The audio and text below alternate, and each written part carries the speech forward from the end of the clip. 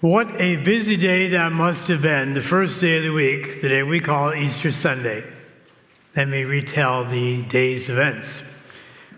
Jesus arose just before dawn or right at dawn, because when the women got there, they had to wait until dawn had arrived, because they were observing the Sabbath rest from Friday afternoon all to Saturday till Sunday morning. Once the sun rose, they could go back to work. Their work was to find the body of Jesus in the tomb and anoint it. But when they got to the tomb, it was empty, so he rose very early that day. Later on in the morning, he appeared to Mary Magdalene. He appeared to some other women. He appeared to Peter, the head of the apostles. Then he walked 7 miles with those 2 disciples from the city of Jerusalem, 7 miles all the way over to Emmaus. They didn't know who he was till he got into their home, and it said he had the breaking of bread. Breaking of bread was the technical term back in the early church for what we today call Mass, Eucharist, communion. Once they recognized Jesus in the breaking of bread, the 2 disciples went back to Jerusalem, 7-mile return trip. While they were talking about this, Jesus came and stood there. What a busy, busy day.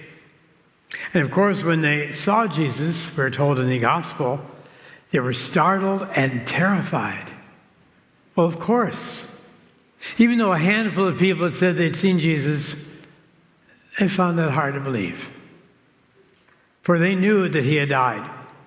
Now, only one was at the cross on Good Friday afternoon. Judas had already taken his life.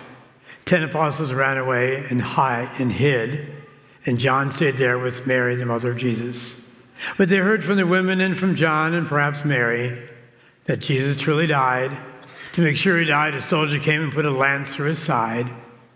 Then they wrapped his body in a shroud, airtight, put that corpse into the tomb, airtight, and for 3 days. Now, most human bodies that are corpses begin to corrupt, disintegrate. And now they're seeing this man who's alive. They were startled and terrified. Jesus wanted to convince them, I am real, I'm he. I'm the same Jesus you saw 3 days earlier. Look at my hands, they're full of holes. Look at my feet, there's holes there. Touch me, touch me. Flesh, bones. Ghosts don't have flesh and bones. I think they finally began to believe that he was real. Then maybe just to give them a final proof, he said, you have anything here to eat? So they gave him some fish. He goes, chomp, chomp, chomp, chomp. Ghosts don't eat food, do they? I'm alive, I'm real.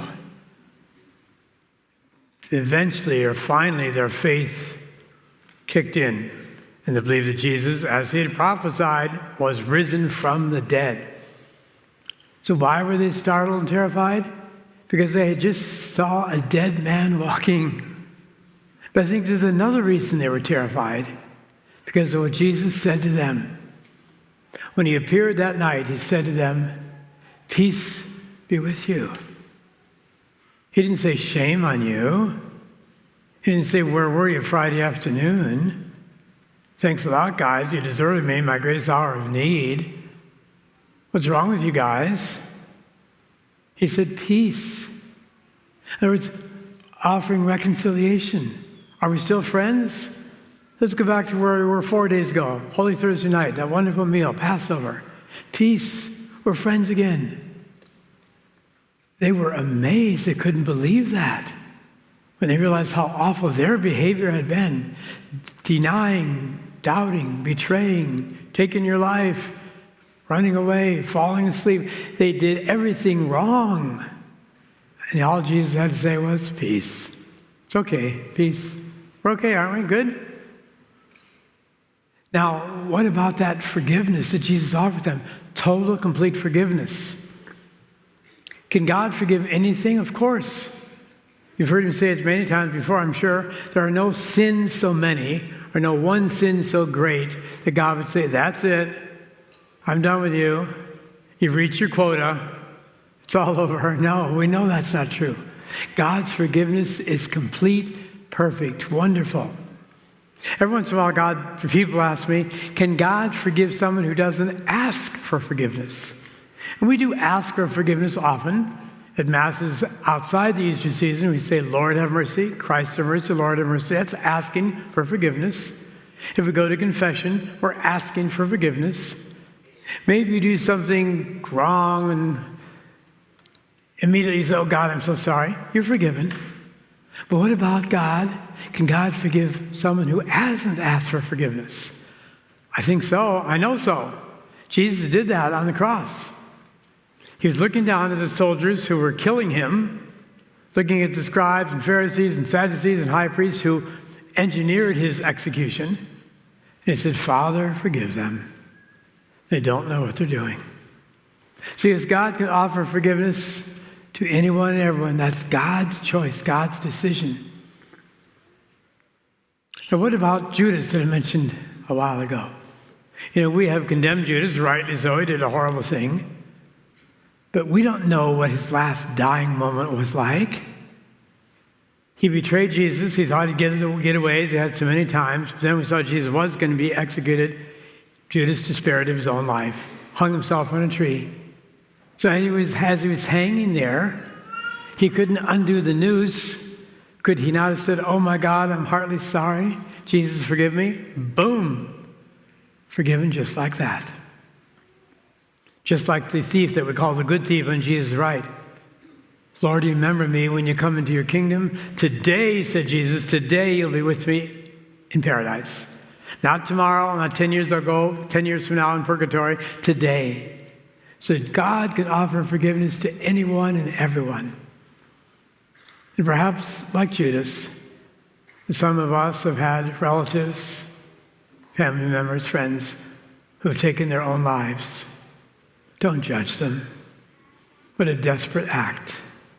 We don't know what their dying moment was, even as their life was eking out of them. Could not God have said, I understand your problems. I understand your worries. I love you. I forgive you. Come into my kingdom. That's how beautiful our God is. God goes after the lost sheep. He doesn't kick the lost sheep out of the flock. He goes after the lost sheep. Many times we are those lost sheep. Now let me tell you a parable. It's not a parable from the Bible. It's a parable that a friend of mine, Father John Tickle, told me about 40 years ago. Father Tickle is no longer alive, but isn't that a great name for a priest, Father Tickle? This is his parable. It's not in the Bible. It's fiction. It's a parable. So don't call Archbishop Thomas and say, Father Bill's preaching heresy over there. Here's the parable. It's the end of the world. Everybody's in heaven. Everybody's happy. Except over there in the corner is Jesus. And he looks very sad. And someone goes up to Jesus and says, Jesus, what's wrong? You don't look well. He says, I won't be happy until Judas gets here. We put Judas in hell. We don't know his last moments. Isn't Judas a child of God? Didn't Jesus handpick him? Did Jesus stop being his friend because of the horrible things Judas did? I don't think so.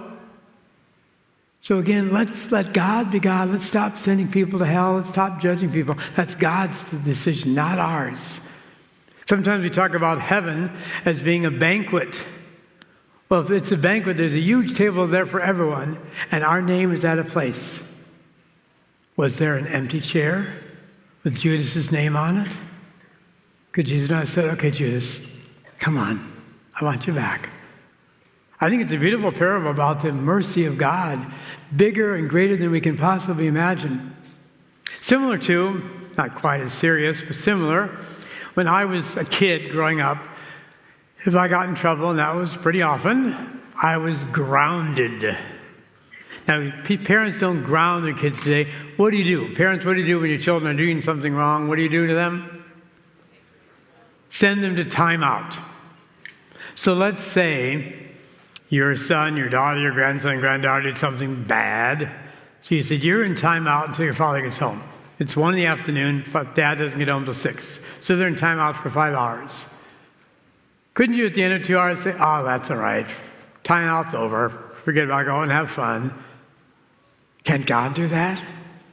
Can God say, maybe you deserve punishment, but timeout's over. I love you. Come on. I think a beautiful parable.